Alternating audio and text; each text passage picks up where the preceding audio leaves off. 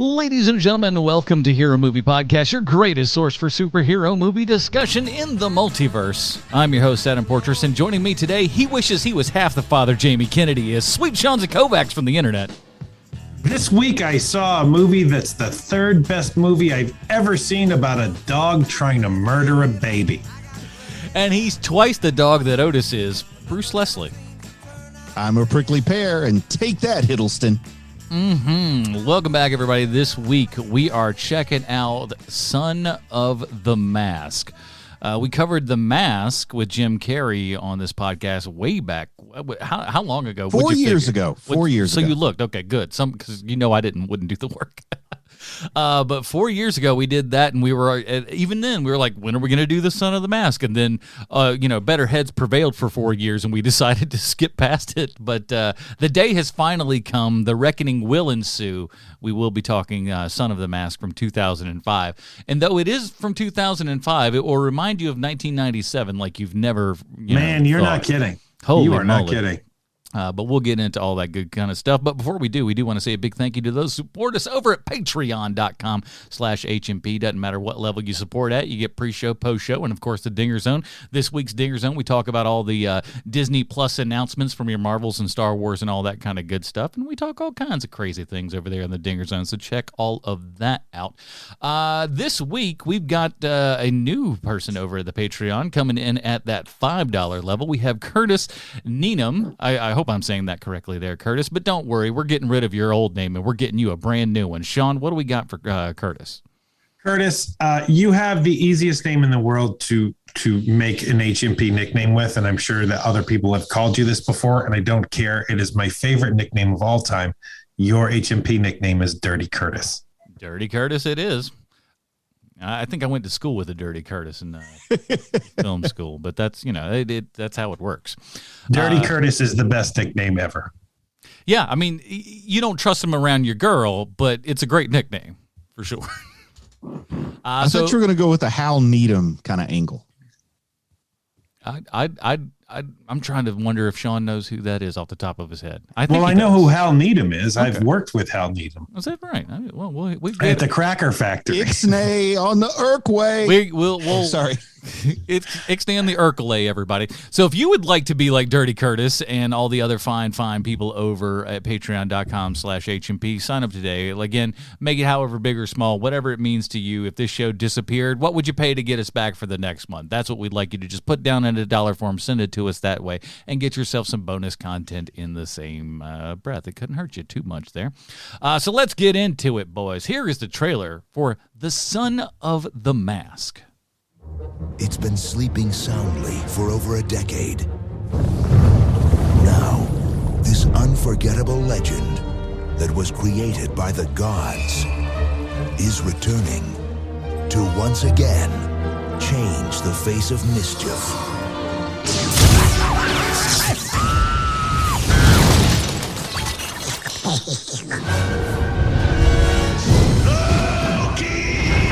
Find that mask! New Line Cinema presents Who's the happy baby?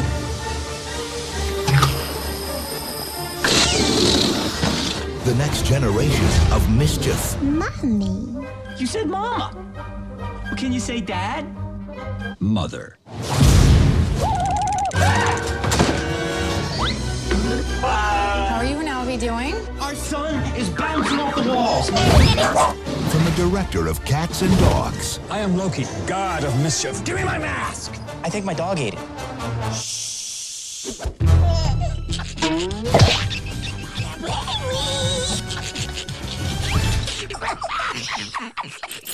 This February. What's happening? One mask fits all. Jamie Kennedy. Honey, I think it's time we trade up. Alan Cumming. This is a fake. Yes, but it's a good fake. Ow. And introducing Otis as Otis the dog. Buckle up, baby. Son of the Mask. All Alrighty, that was the trailer for Son of the Mask. As we record this, is currently available on Tubi. What do you say we do this? It's time for Bruce's Comic Book Connection. Bruce, we've covered it before, but let's see him do the pony trick again. Well, the reason I knew we did this 7 years ago is because there's only so many comic book connections you can do for mass properties. So I looked to see how long ago it was to see if maybe I could recycle it. I'll let you on a little secret. I decided I could recycle it. Yeah. So The Mask was created by writer Mike Richardson, published by Dark Horse Comics beginning in 1987. Oh, and in case you didn't know, in 1986, he founded Dark Horse Comics. He's also the founder and president of the Things from Another World, a cool chain of comic shops. I'm most familiar with the Portland, Oregon location.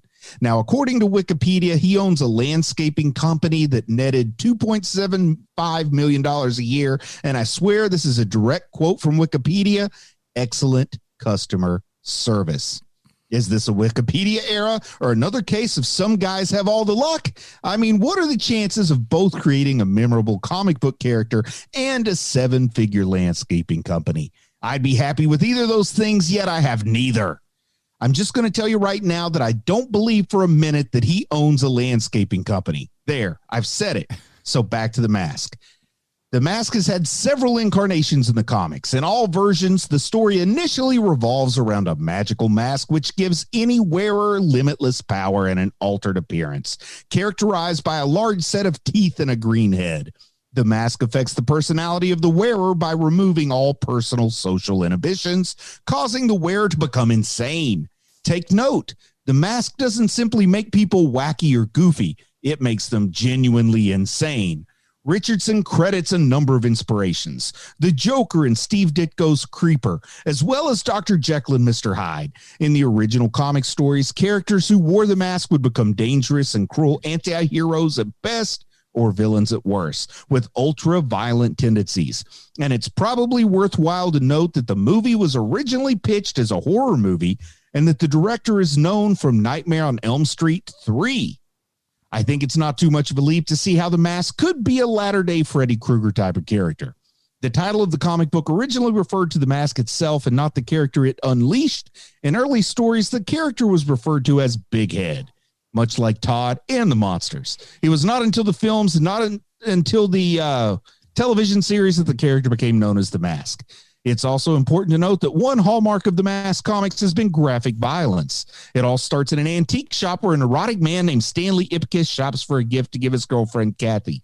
At the store, he buys a mask. The mask speaks to him. Stanley wears it. He's transformed into a superpowered being with an abnormally large, bald, green-skinned head and a mouthful of large teeth.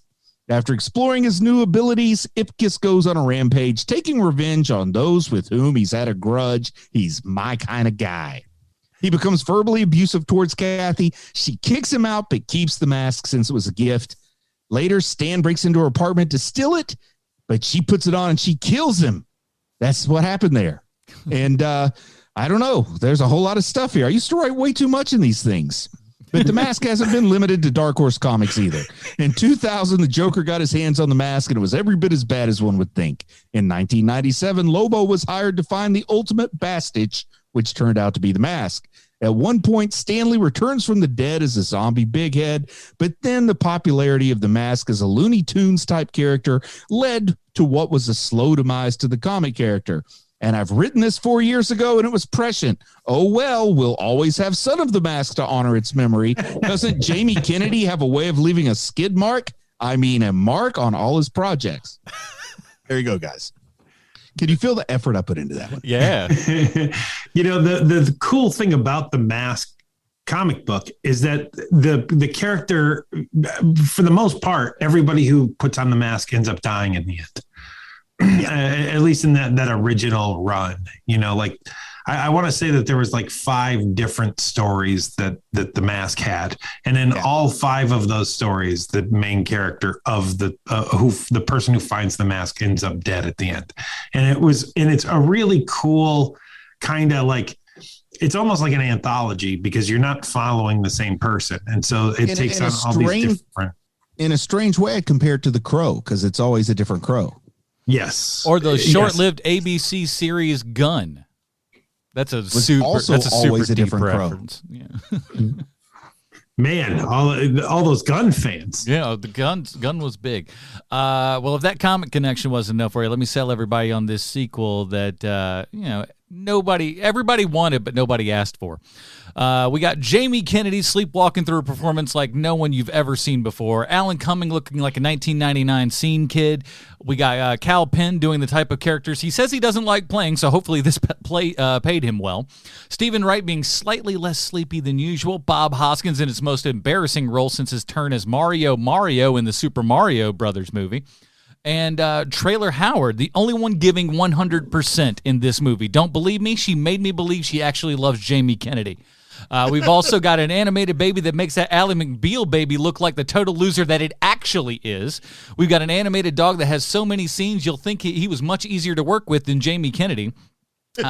We got an animated blueprint scene as drawn by a crazed mask wearing dog. Transformers, Golden Showers via the Blue Danube, Javier Bardem, Skyfall Hair, 2005, so you know you're going to get a ukulele cover song. We got the Afrin Nose, a Red Lobster name drop, free use of the Michigan J Frog from having to work with Warner Brothers.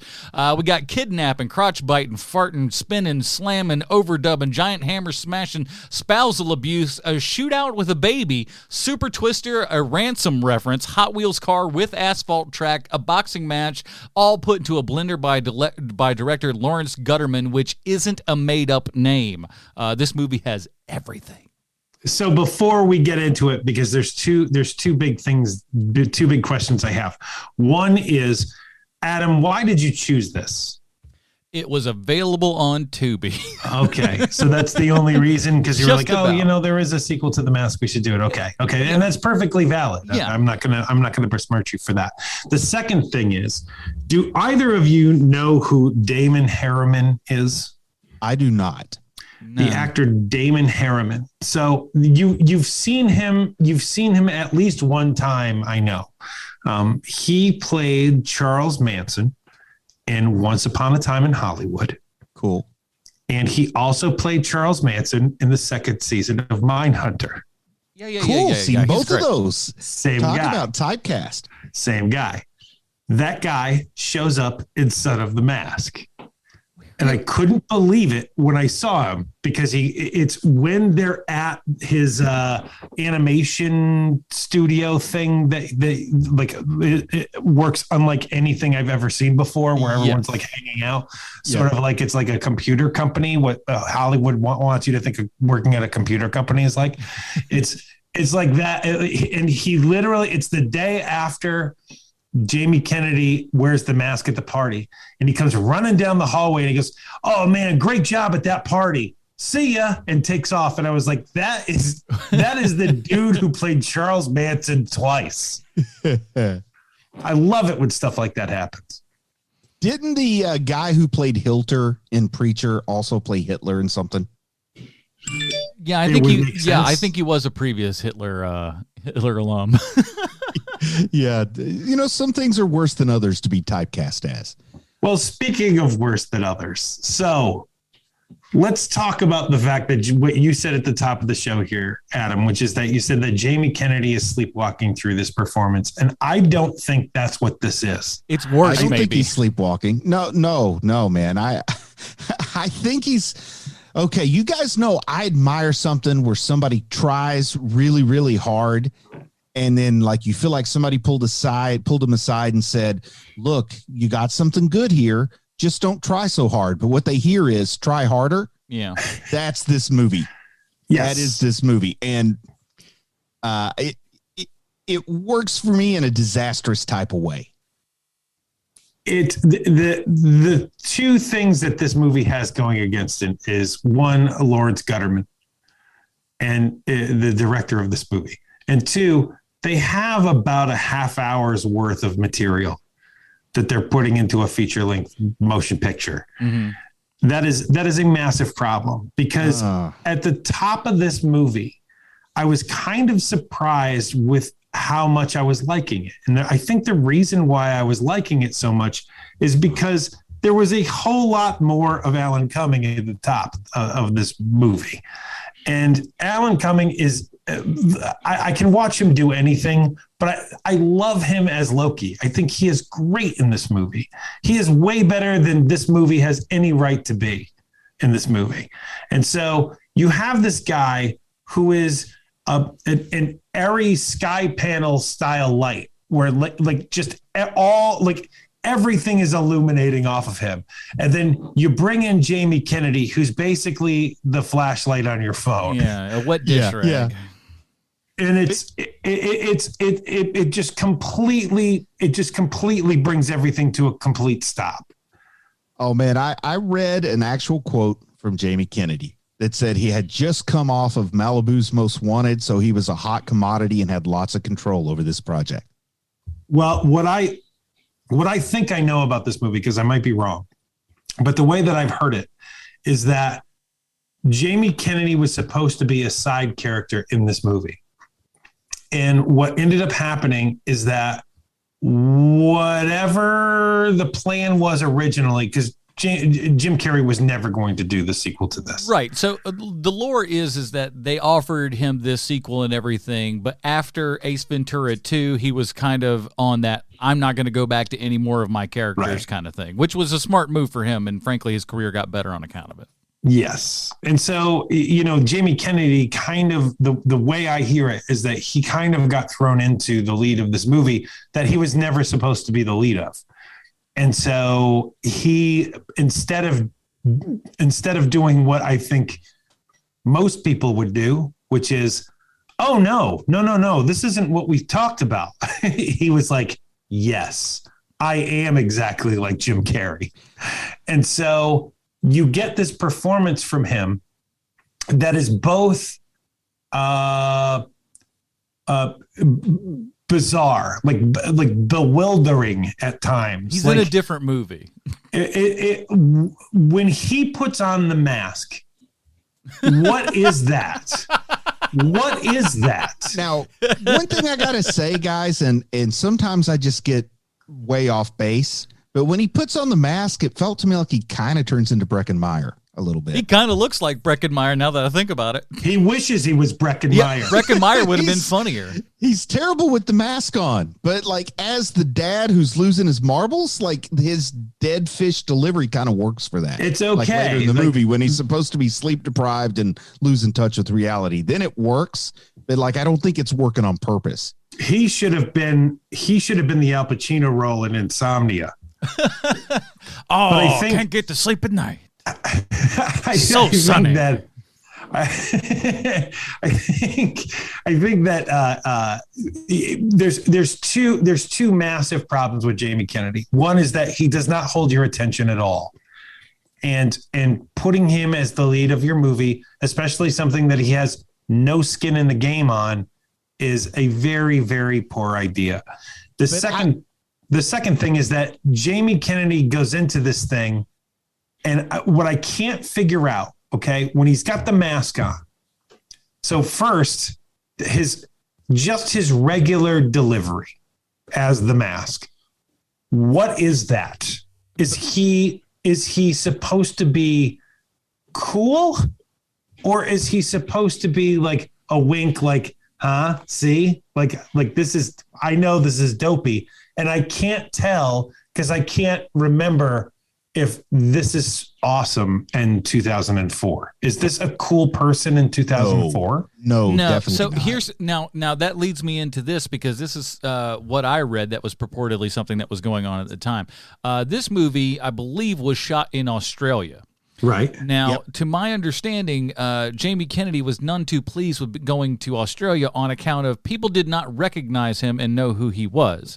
Ergo, he was down in the dumps a whole bunch, so he did not like shooting. That's what the internet tells me. Okay. For whatever that, I mean, and there may be an ounce of truth to that. There may be more than that, but I could see that because he was off of he had like 2 Scream movies under his belt. He did do Malibu's Most Wanted. You figure someone should know who he is. Jamie Kennedy should be able to walk around in a mall in Australia and a couple people come up and be like, "Hey, you're the Scream guy," or whatever. But I guess that didn't happen, and it kind of bummed him out. Would you say that they didn't have a good Jamie Kennedy Experience. Boom! Jamie Kennedy Experience was on the air at the time too, so like he's got a whole bunch of things up in the air. So when he goes to another country and they won't give him the time of day, I could see how that would bruise an ego, especially of a young guy.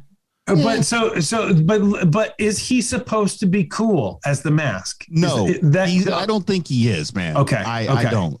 But I'm going to just say that, like, I was not liking this movie at first, and I think part of it is because Jamie Kennedy is not very good as the Mask.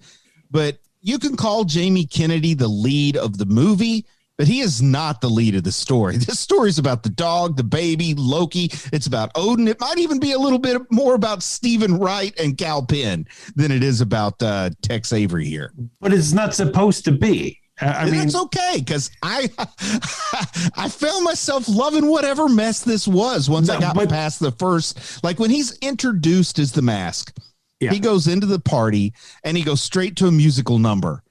And you guys probably remember that the first Mask had a very memorable musical number. Oh, yes, I love it. It's wonderful. So I'm like, oh, wow, how are they going to try and top that? Because as I've heard Jamie Kennedy franchises say, the sequel always has to be bigger and better, right? Yeah, he said it himself.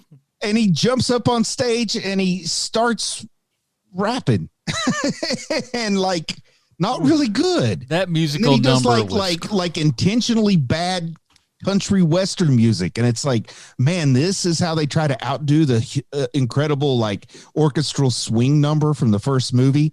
And this is when it was falling flat. But then once the Mask got off Jamie Kennedy, and once the baby was born, once mom got pregnant and was puking up bubbles, and the doctor told her not included in her deductible, that's all awesome.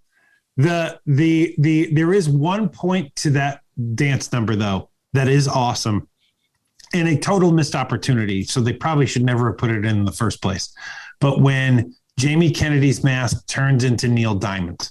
Oh, I love that. I thought that was great. That is the only part of that whole sequence that is awesome. And I just wanted that. I don't need purple wrapping suit guy. Yeah, they didn't need to make it a medley. They could have just leaned into the lounge act. That would have been great. But the rapping and the country western were both losers.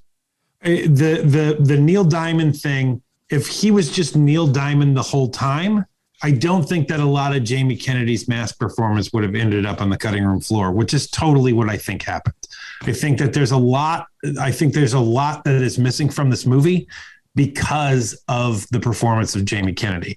And that's why you have this, all of these other things happening in the movie all at the same time. It's because they needed something to make a movie with. And so they know who their star is, because Alan Cumming is in this as Loki way more than he should be. And the hair is fabulous. It's amazing, man. Like every line that comes out of that dude's mouth, you're like, oh, this guy is selling this terrible garbage. Yeah. I mean, should we lobby for him to be a variant in season 2 of Loki? That'd be fun. I just want, that would be wonderful. I want him to do a lot more of the nerdy crap that I watch. That's what I want. I think a lot of this comes down, like, because when you watch, especially like you said, the musical scene and everything, you really get to appreciate how good of a physical actor and everything that Jim Carrey really is. Because even despite all of that makeup, Jim Carrey emoted. He moved. Everything was very fluid. You saw like a guy who just embodied whatever he was doing at that exact moment. With Jim Carrey, the makeup and prosthetics were to protect the audience. You can't handle 100% Carrey back then. Because it was, you got to have a little buffer between you and him or your brain might explode. Exactly. And you said it yourself there, Bruce, talking about the source material and everything. It's like, this is supposed to bring out something. And he was so, like, the character is still so very subdued during all of this. Like, he's not animated at all. The dog's performance was spot on. Now, yeah. The dog hates the baby hates the dad, mom left home. Oh, man, it really gets this beautiful dynamic once you get past that opening music number. Right, and that's the point also, I think, where as an audience, you sit back and go, oh, I'm just watching a live-action animated movie. Like, once you kind of can put that in your head, you think about the whole situation differently, or at least I did. And Sean, I disagree. You talked about the place where they work is like what Hollywood wanted us to think a computer company was like. But I also think this was Warner Brothers' home of traditional cell animation taking a stab at Pixar. Because, they have Kal Penn with the ping pong balls on his skin suit doing the mocap and stuff. And also, by the way, did somebody involved in making this movie think Kal Penn was Latino? Because his name is Jorge in this movie. I don't know. But they just didn't bother to change it in the script. They're just like, it's on the call sheet. I guess that's his name. I think in some way that Kal Penn and Jamie Kennedy are friendly, if not friends, because they've worked together a couple of times.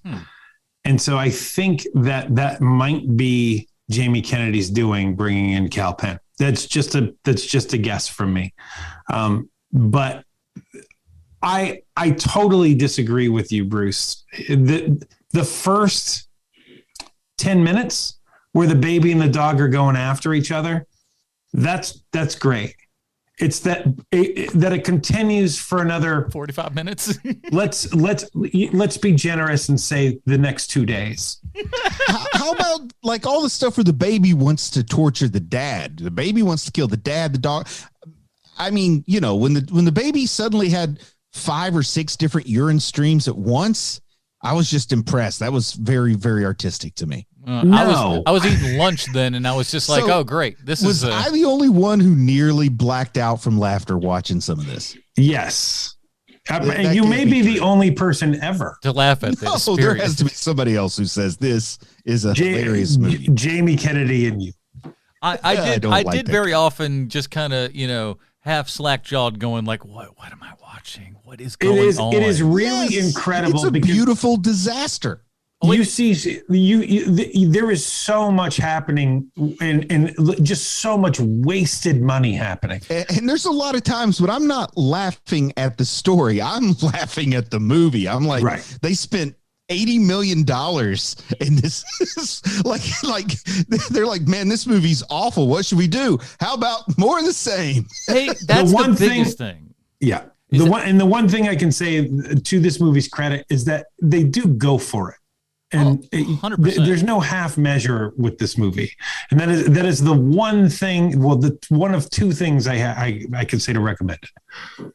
You look at all of this stuff and like everything from camera moves to set design to just all bits of production. Yeah. This is like you just watch and you're like, I see so much money being spent on something that is just so low rent. It's unreal. It feels like you gave your kid $100 to put together decorations for their birthday party. And they just did a horrible job. And you said, here's $50 more. Now fix it. Like, but you didn't get anybody else involved. I feel like there came a time when filmmaking got a little too easy to make like bad movies, quote, bad movies. So now it's getting harder and harder to find somebody who made a bad movie on accident. And I don't mean a boring movie. I mean the Son of the Mask. Like, wow. This is not boring. I will be telling stories about this movie 6 years from now. Yeah, I disagree. I was utterly, completely bored watching this thing. Now, did you not think that the baby, like casting this baby, like so much hinges on casting the baby in Son of the Mask, and I swear they found a baby that has the face of a 30-year-old Ken Jennings. I will say this, first and foremost, it's just... This baby, no one wants to disparage a baby, but this is not a pretty baby. You know what I'm saying? I'm telling you, it looks like Ken Jennings when he was on his run on Jeopardy 15 years ago. Now that baby, I never put that together. I like it though. That is Ken Jennings baby. Yes. And like Ken Jennings is not a tall guy. I had to check the credits to make sure he wasn't playing the baby. Just make Jeopardy sure. babies. and like there's so many weird. Did you guys ever watch Two Guys, a Girl, in a Pizza Place? Yeah. No. Okay, because this is the girl, Sean. No, I looked up her bio. And I used to watch that show, and watching that show, like, you got the feeling they were expecting her to be the star, not Ryan Reynolds, like the way the show was set up and everything. And then you see her in this movie, like they were setting her up to be the next Téa Leone for what that's worth. That's kind of how I felt they were setting her up for. And then I'm thinking, the time this movie was made, having her cast, they probably could have got Ryan Reynolds for the Jamie Kennedy role. Would that have been interesting?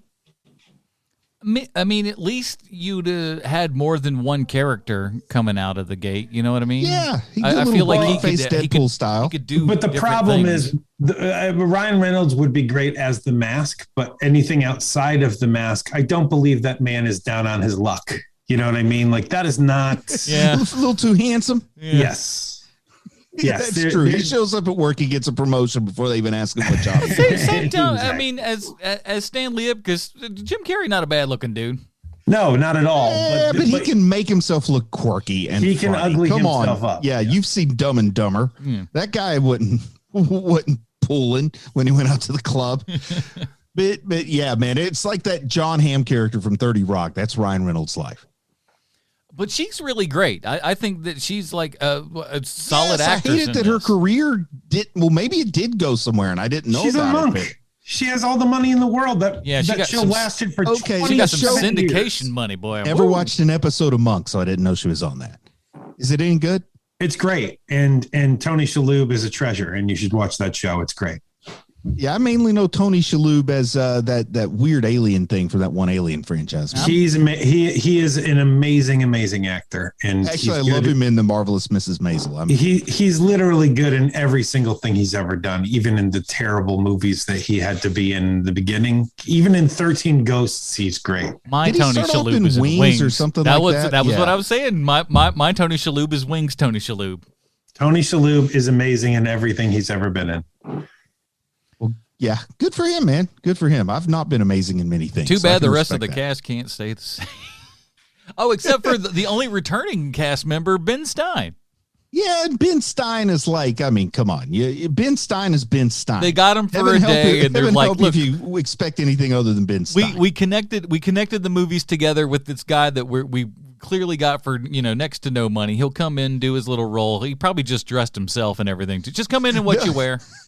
There'll never be a CGI Ben Stein because CGI has too much human emotion. So, but there was CGI Ben Stein, which is what I was going to say. Is that with all of that CGI that they did with Ben Stein in this movie, I would have guessed that he only had done a day, but with all of those 90s computer graphics, he was there for weeks. Yeah, at least a little bit.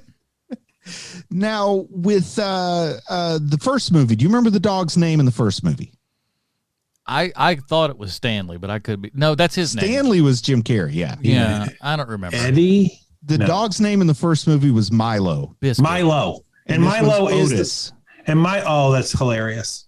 But Milo is, of the two dogs, Milo is the better actor. And that's not to pull anything from Otis. Otis did a terrific job.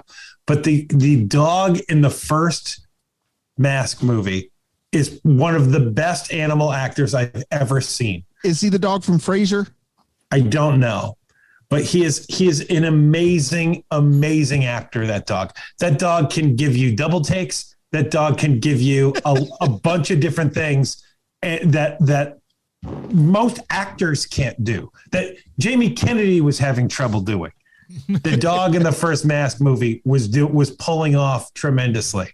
Do you think they made a call to his agent and he turned it down like Jim Carrey? Yeah, I think Carrey's not coming back. We're not bringing back Skippy the Wonder Hound. You're giving me Wishbone money or I walk. I love it. Wishbone has a driver. Does our dog get a driver? Our dog can't take a cab.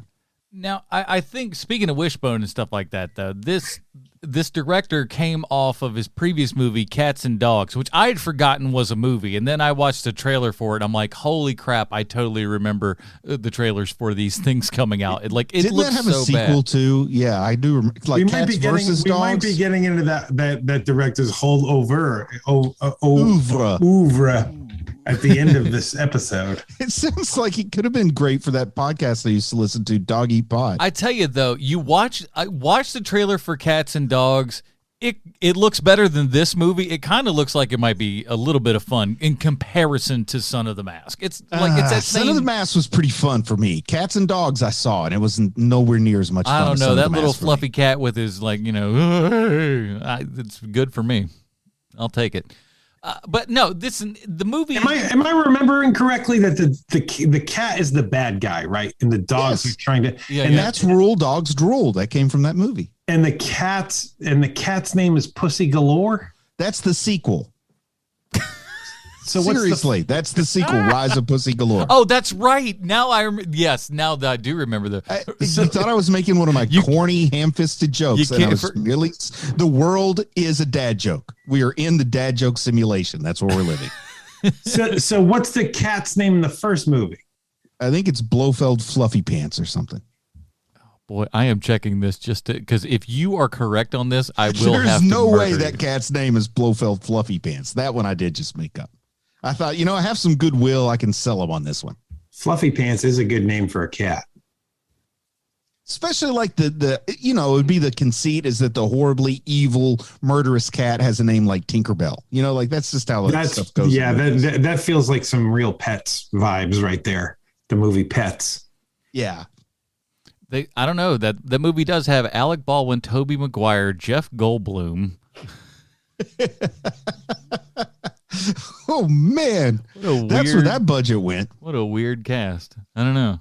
And it is the 2000s, so you've got Jeff Goldblum doing a Jeff Goldblum impression at this point. Oh, here I am. I've just become a myself, basically. My fingers are waving on the camera, and I have half finished sentences, and I walk away. Oh. I always did like the his turn on Celebrity Jeopardy was always. Rumor has it that Jack Black was given the right of first refusal to replace Jim Carrey as the Mask, and he refused. Oh wow! Good call by him. Yeah, I think so. I think that is definitely a good call. I read a couple other little facts. Do you think it's a good call though? I mean, Yeah. Jack Black would have made this movie a hit. No, I don't know about that. I think the writing is where the really problem comes in for this thing. It really is the writing. The writing and the directing is literally what's bad about this movie. You know what?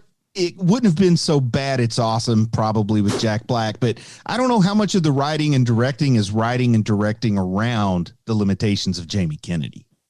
Well, there's a good bit of it. I mean, I really do think that he was probably in this movie a whole lot more, and they cut around him. I honestly think so, because when you see him, it feels like there's a few things, like there's a few plot threads that were supposed to be meatier that just never happened. Like they keep mentioning the fact of, the dog and the baby are trying to get dad's attention. Well, that happens once. Yeah.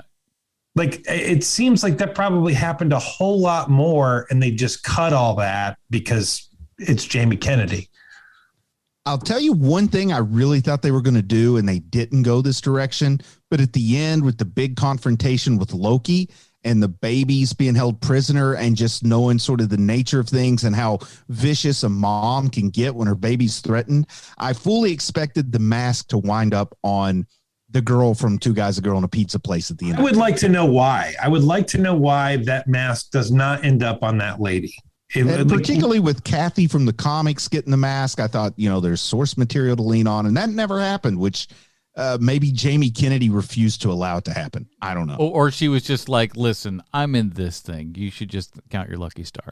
I already let Jamie Kennedy slap me for 45 minutes because he didn't get that on the first take. Oh my gosh. That was the scene where I'm just like, what's going on now? It's still going on. This is when I'm starting to laugh. I think that clip of me laughing is like, oh my goodness, that he might literally kill that poor. That's why I haven't seen her in anything lately. Yeah. You know who would be a great, a great lady Mask? Maria Bamford. Oh my gosh. I can see that. Could you imagine That's- like actually getting her into that thing the entire time? I don't know that she would survive just putting the mask on. Just like from like an actor perspective, I think she would probably just go a little bit bonkers. She might, but my God, what an amazing job she would do. The only lady was that a- ever give me flowers, Maria Bamford. Oh, Wow, man. What a bizarre only person to give you flowers story that is. It's odd on a whole bunch of levels, but it's true. Yes, I mean, I don't even know where to begin, but your therapist is probably thrilled to see you coming. It's just like, oh boy, he's got some issues. Why can't I find love? The first woman who gave me flowers was Maria Bamford. No one can ever top that. You know what? We're all starting to see the stars line up here. Everything's making sense now. I'm confused at how his work works, because they have this Halloween costume thing and everything. He puts on the mask, twirls around, impresses everybody at the office, gets he's going like, you're going to the top office and everything. You're going to be the person who pitched this. And then literally 9 months later, how often do you get a job and nothing happens in 9 months and they haven't pitched anything? Not a single thing has happened for him in 9 months outside of Now, having a I'm baby. not saying the people that wrote this movie was jaded, but this is a sequel that came 7 years after the first movie. So they might be saying, is anybody going to believe that something happened this quickly in only 9 months? It's so weird. Nintendo Power was still a magazine when they began working on this sequel.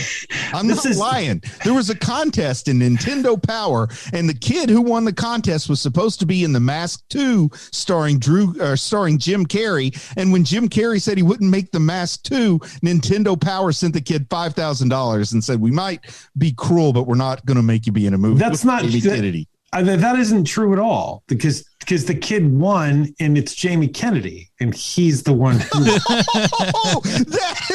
that is the story from now on. But when asked, this is the sequel that put Nintendo Power out of business. Exactly. Well, the funny part is just like I read when that kid was asked, it's just like, so what do you think about your move there? He just goes, "I made the right decision." But I did read the kid got a formal apology in the final issue of Nintendo Power. We'd like to apologize not only that Jim Carrey was not in this movie, but that Jamie Kennedy was in it, and that you were But thank the Lord above that we don't have you in this movie. That's another thread. That's another plot thread that doesn't go anywhere, and I think because it again ends up on the floor, which is the guy at work who keeps getting the jobs that Jamie Kennedy wants. Chad. Right. And that is barely a plot line there. And I think a lot of it, I think we just didn't see most of it because Jamie Kennedy is the guy that they wanted to get out of this movie. And Loki's a shapeshifter. You find out that Loki was Chad the whole time or something. That's a great little twist to put in. Exactly. Left all that on the floor. Exactly. But you've seen a movie, whereas the writer to this movie has never seen a movie before, clearly. And that is, anyone who's ever seen a movie could not make a movie that made me laugh as hard as this one. Because once again, I'm laughing at the movie, not with the movie. Oh, man. But I nearly blacked out at one point. I'm like, people have entire careers where like they don't have to do the kind of work I do, and this is probably their highest profile job. Like, oh my goodness, I either laugh or commit suicide, so I'm gonna laugh really, really hard. The CGI baby face is the thing of beautiful, nightmares. isn't it? It's the thing of nightmares. It is horrifying. It's so bad. Like, this is like, even for 2005, this is not good. When the baby starts dancing, doing like the hip hop dancing, that's way better than Ally McBeal's dancing baby. Yes. Now, I am glad. Well, I don't know. I'm of two minds about it. I love the fact that they had the Michigan J. Frog stuff in there. And like, I swear, I'm like, if this is the whole movie, that this baby is just going to Michigan J. Frog his dad into the nut house, I'm like, I was kind of all about it. I'm like, I'd give it a whole extra star. It would go up to 6 stars if that had been the whole plot of the movie. It's like, I'm just going to make them bananas. You know what the best character of Michigan J. Frog is, though? It isn't the frog. It's the guy. Oh, yeah. It's the guy who can't believe what's happening. No, look. And I gotta think, what year was this again? 2004? that first time where he sees the frog, and the guy, the cartoon literally looks at the camera. Looks at the camera and it's just like, you got to get me, right?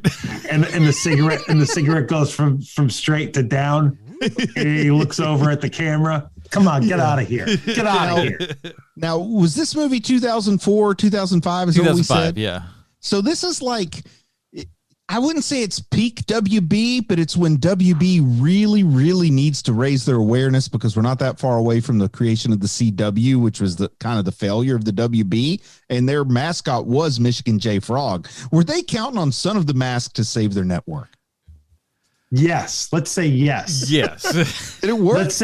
Let's say that all of those, all the people who were working at the WB at the time, perfectly great people. We all know that. We know that they're very nice people who are working over there. And they were like, come on. Tom Welling's in the movie theater with both fingers crossed. We put all our money down. We put all our money down on the Son of the Mask. The Son of the Mask live action series will debut if this goes over 100 million at the box office. Man, we'll be able to have another cartoon based off of this movie. Like when you make the TV show of the movie, like they did with Ferris Bueller's Day Off, or Bill and Ted's Excellent Adventure had a live action TV show. Both great and examples. an animated one. Well, no, that's the exact kind of example I'm talking about, because those shows don't get Matthew Broderick and Keanu Reeves. They have to get like the TV version of those characters. How do you go low? Like who's the poor man's Jamie Kennedy if you're going to TV? Like, what kind of claim to fame is it being the poor man's Jamie Kennedy? Oh no, I got you. What's the guy that hosts? Guy you call when Jamie Kennedy says no? What's the guy that hosts that MTV show Ridiculousness? Yes, perfect call, Rob, Adam. I don't know his name, but I'm agreeing. He's a skateboarder. Like that's about what that's a TV version of Jamie Kennedy, I'd say. I think you nailed it in one. I can't argue with that. Not too bad. I just like, there's so much that goes on. And again, that's one of the biggest things to me is how like the camera is moving. There's so much CGI. It's like they planned and everybody just kept going, yes, check that box. Put it on to the next thing. Go to the next thing. We're doing the next bit. And they just did it. They just made this movie. Of all the movies that they made this one. So, I don't know. All right. Before we get to our final review here and everything, we do have to ask ourselves one very important question is, how does this crazy old sequel relate back 1-to-1 with Sylvester Stallone? Thanks, Adam. I got a prepared statement. Oh. Hey, Mr. Stallone, it's your old pal, Sweet Chauncey from the internet again. Have you ever thought about the most mediocre person you've ever met? I bet you haven't, because no one ever thinks about average. The same way no one ever thinks about the most awesome Honda Civic they took a ride in. And Sly, Lawrence Gutterman is to movies what lukewarm Bud Heavy is to beer. He's the director of Son of the Mask, and my God, is Lawrence Gutterman average. He was handpicked by Steven Spielberg himself after his parents paid for him to go to USC Film School, where he made a short film called Headless that got Spielberg's attention. He turned that break into an interactive video called Goosebumps, Escape from Horrorland. What's that you say? You've never heard of it? I wonder why. Could it be that he is the RC Cola of interactive videos? Probably. From there, he fell upwards, working on a Curious George movie that stalled in development, which brought him to the helm of the 2001 movie Cats and Dogs, a movie that A.O. Scott himself called exuberant fun. A.O. Scott, come on now. But then he directed the movie Ants, which starred both you and Woody Allen, who is someone that people worldwide still hail as a genius and think that both he and his wife make the cutest of all couples. How many family members do you think those two have over for Thanksgiving? Do you think they invited over his family or hers?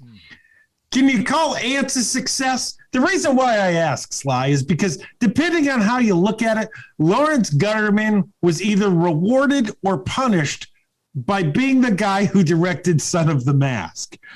I think that the people who gave him this movie were like, we need someone who's the directing equivalent to like Salisbury steak, because nobody loves Salisbury steak, but no one hates it either.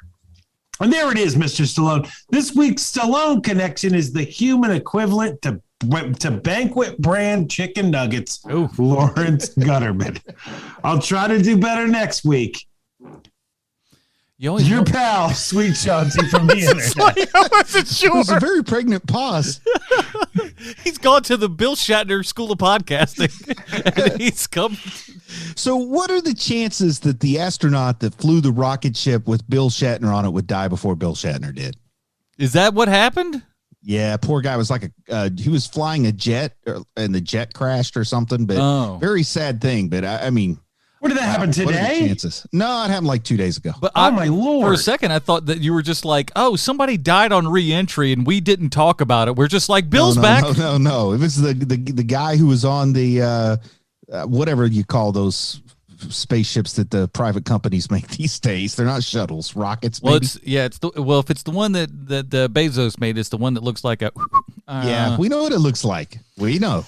Good job, Bezos. What a weirdo. All right. Anywho, here at Hero Movie Podcast, we have our own patented Robin rating system. If you'd like to check that out, why don't you head on over to our subreddit, reddit.com/r/Hero Movie Podcast, right there at the top of the screen. Bruce, I almost am afraid to ask this, but where does Son in the Mask fall in the Robin rating system for you?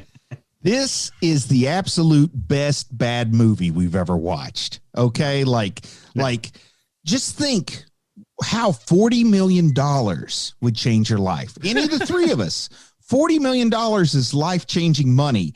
That is the minimum estimate of how much they lost in order to bring this film into the world.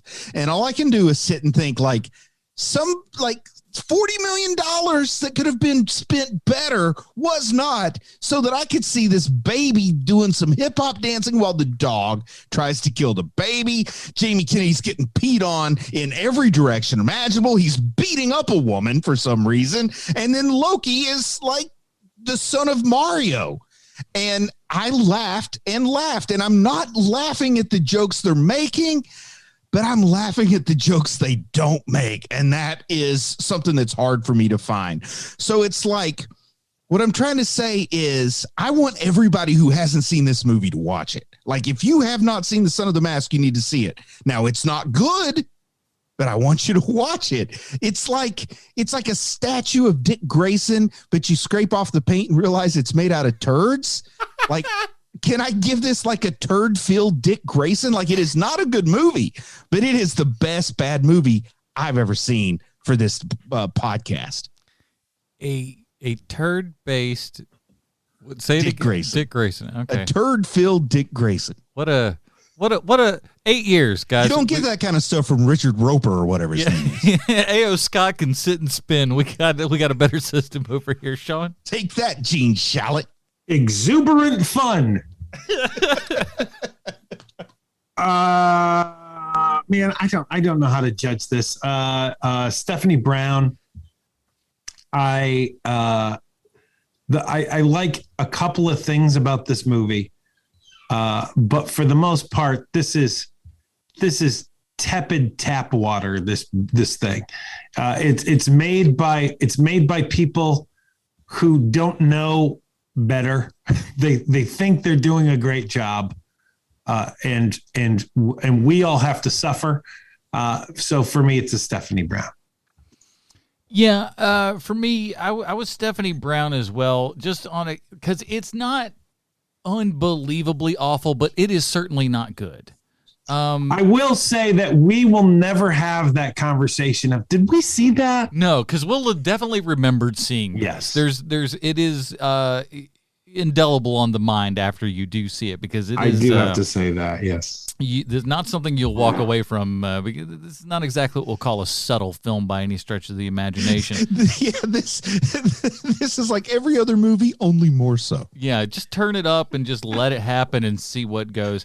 It's not good, but it is one of those things that it's kind of like a crazy accident that you can't stop looking away, because it's like, look how much money they spent. Look how expensive this all looks. Why did they make this? Who is this for? Because it's not like maybe it's because it's a PG movie. And also, doesn't it feel like this was probably PG-13? It felt like there were some bits in there that they probably edited out language-wise and stuff just to that's the vibe that I got with some stuff. I think like the urine alone, the like golden shower scene alone should make a PG-13. There's so much pee. It's I'm like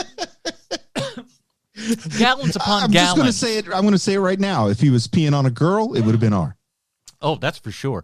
So, that's Son of the Mask, everybody. It's available on Tubi right now as of this recording. And if they took it off, it's probably just because too many people watched our show and then watched it on Tubi afterwards. That's my guess. I'm not on the floor at Tubi, so I couldn't quite tell you how that exactly works, but that's my guess.